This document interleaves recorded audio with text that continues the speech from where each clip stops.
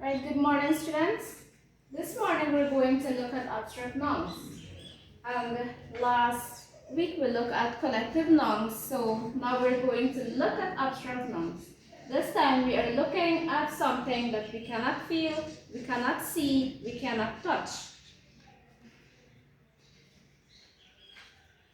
So we have our objectives here. At the end of the lesson, you will be able to define an abstract noun. You will identify nouns in sentences and use abstract nouns correctly in your own writing. You will create sentences using abstract nouns. So we're going to start with a small activity. Think, pair, share. So let's look at the words here. Love, happiness, fear, friendship, courage. Now, what do these words have in common? Do you have any idea? Do you think that love and happiness, fear, friendship, and courage have anything in common? When you look at it, can you touch love? Can you feel it?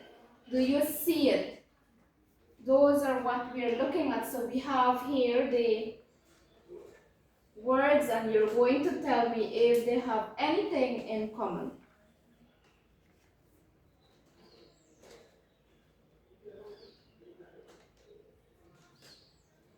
Now here, what is an abstract noun? Like I said, abstract noun is a name of a quality, a feeling, idea, emotion, or state that cannot be seen, touched, heard, smelled, or tasted. So these nouns exist in our thoughts and experiences, not as physical objects. So you cannot touch them. You cannot pick them up like how I'm holding this paper. It's nothing like that. It is invisible.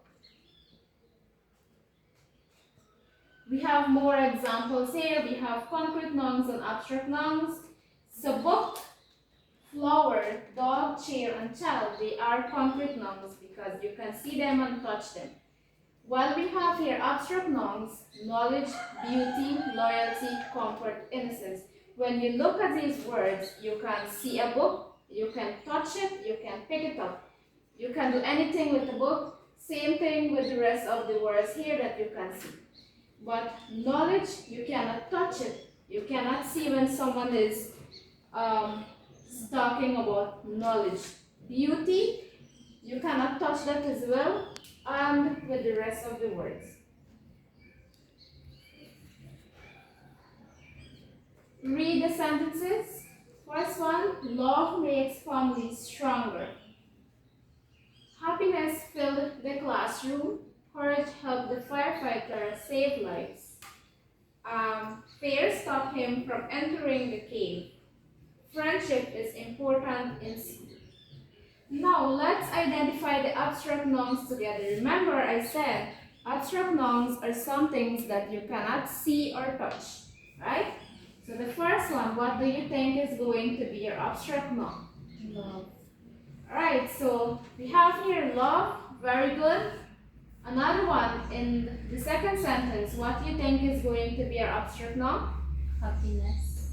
Great, then we continue to the last one. Now you have idea what we are going through, right? Do you understand what we are doing today? Yes.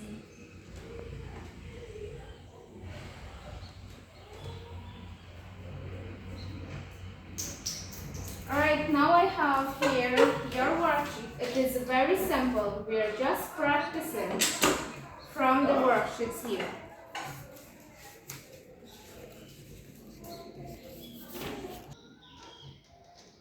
Alright, so we're going to identify the abstract noun. It is simple. You have there in the corner abstract nouns or ideas, feelings or qualities we can touch.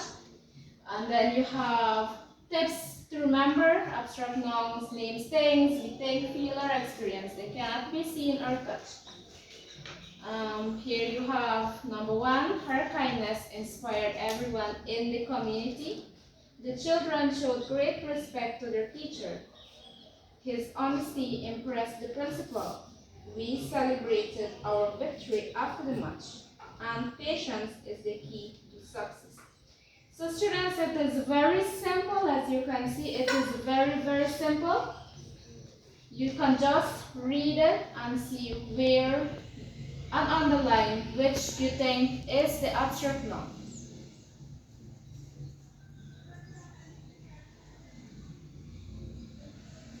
We will go through everything when at the end of the lesson before we leave. Now you're going to challenge yourself. You will write your own sentences using the 4 words below: courage, freedom, happiness, and wisdom. You are writing the original sentences.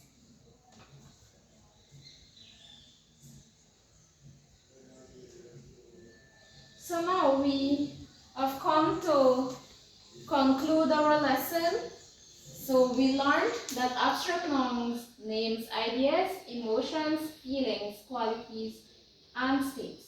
They cannot be experienced using the 5 senses. And here we have the examples that we were looking at again: love, peace, freedom, friendship, courage, wisdom, and happiness. Alright students, so I do hope you learned something today. If you don't understand, we will come back and explain, or we go through over our lesson again. So thank you for your participation.